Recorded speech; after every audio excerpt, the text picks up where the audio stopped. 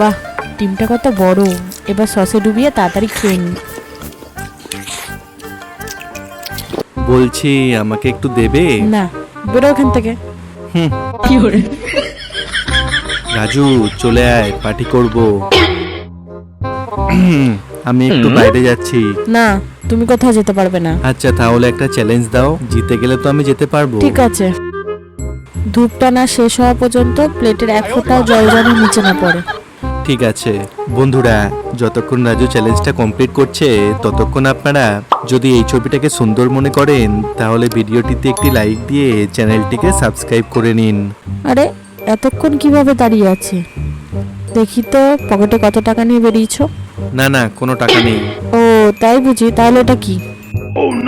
দেখো ধূপটা শেষ।